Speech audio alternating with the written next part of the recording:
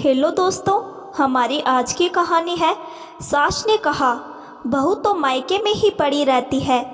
कहानी पसंद आए तो हमारे चैनल को सब्सक्राइब ज़रूर करना। ये कैसी गलती हो गई उससे, वाणी जी सोच सोच कर ही परेशान हो रही थी। आखिर रेखा अपने लिए तो कुछ नहीं कर रही थी, वो ससुराल वालों का भी पूरा ध्यान रखती है और मायके वालों का भी। आज किट्टी में जब वाणी जी की सहेलियों ने बहू रेखा के लिए पूछा तो वो भी गुस्से में बोल पड़ी कि बहू तो अपने मायके में ही रहती है, ये घर तो मैं ही संभालती हूँ। सहेलियों के बीच नाक ऊपर हो गई थी, पर मन कचोट रहा था, ऐसे कैसे बोल दिया। रेखा के किट्टी में ना रुकने के कारण वो गुस्सा थी, पर वो सारी तैयारियां करके गई थी। वाणी जी ने जैसा बोला वैसा ही सब खाना नाश्ता बनाकर भी गई थी। रेखा अपने परिवार में मझली बेटी थी। परिवार में बड़ी बहन की शादी हो गई थी और छोटी बहन मंदबुद्धि थी। अचानक से एक रात पिताजी का हृदय गति रुकने से निधन हो गया। रेखा टूट चुकी थी। बड़ी बहन भी कितना करती, उसके ससुराल वाले ज़्यादा आने नहीं देते थे। पिता की जगह नौकरी करना स्वीकार किया और सोच लिया था कि वो शादी नहीं करेगी। शादी करेगी तो पीछे से परिवार में माँ और बहन की देखभाल कौन करेगा। रेखा के ऑफिस में ही नीतीश काम करता था। वो रेखा को पसंद करने लगा और दोनों में नज़दीकियाँ बढ़ने लगी, पर रेखा ने शादी के लिए मना कर दिया। नीतीश, मुझ पर अपनी माँ और बहन की जिम्मेदारी है, मैं उन्हें नहीं छोड़ सकती हूँ। मेरी सैलरी से ही घर चलता है, मैं अपना परिवार छोड़ देता हूँ, नीतीश ने कहा। तो रेखा गुस्सा हो गई। नहीं, मैं अपनी जिम्मेदारियों के लिए तुम्हें अपने परिवार से अलग नहीं कर सकती हूँ।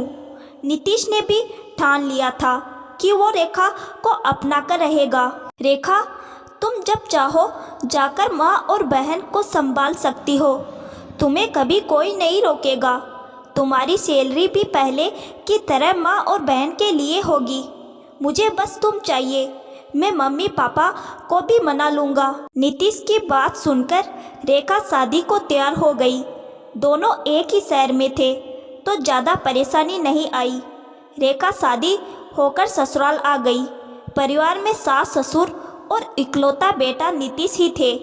रेखा सबका बहुत ध्यान रखती, सास ससुर को भी कभी शिकायत का मौका नहीं देती, पर रोज़ सीधे ऑफिस से वो पहले मायके जाती, माँ और छोटी बहन को संभालती। कोई सामान और राशन ख़त्म होता तो वो रख कर आती, फिर ससुराल आती। शादी के कुछ महीनों तक तो सब ठीक चल रहा था, पर धीरे धीरे आसपास वाले और रिश्तेदारों में बातें होने लगी। सभी को यह बात अखरने लगी कि बहू तो आधा से ज़्यादा समय अपने मायके में रहती है। ये सुनकर अब वाणी जी भी रेखा से नाराज रहने लगी थी। आज जब किट्टी थी तो उन्होंने रेखा को मायके जाने के लिए टोका, पर रेखा चली गई क्योंकि आज माँ का चेकअप करवाना था, जो बहुत ज़रूरी था। रेखा अपना फर्ज और जिम्मेदारी बखूबी निभा रही थी। शाम को जैसे ही रेखा घर आई तो वाणी जी ने चाय बनाई और उसके पास बैठ गई। मम्मी जी, आपकी किट्टी कैसी रही? मेरे हाथों का खाना सबको पसंद आया या नहीं? अच्छा, अब आप थक गए होंगे, आप बैठिए, सारा घर में संभाल लूँगी, रसोई भी देख लूँगी, रेखा उत्साह से बोली। रेखा की बातें सुनकर वाणी जी को और आत्मग्लानि महसूस हुई। रेखा, तुम ये सब कैसे कर लेती हो?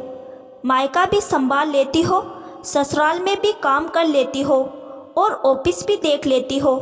सच में थक जाती होगी। तुम अपना फर्ज और जिम्मेदारी बराबर संभाल रही हो। काश मेरे पास भी तुम जैसी बेटी होती। मम्मी जी, मैं भी तो आपकी बेटी ही हूँ।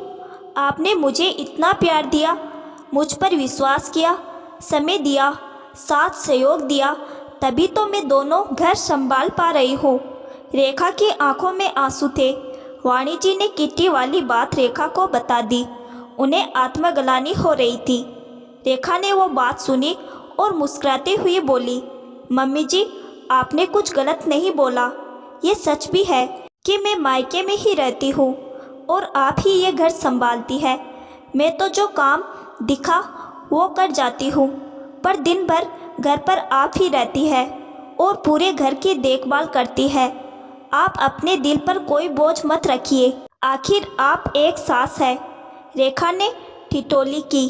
कितनी आसानी से तुमने मेरे मान की रक्षा कर दी। मुझे गर्व है कि तुम मेरे घर की लक्ष्मी हो। वाणी जी ने रेखा को गले लगा लिया। सास बहू का प्रेम और बातें सुनकर नीतीश ने भी सोचा कि उसने रेखा को अपनाकर एकदम सही फैसला लिया है।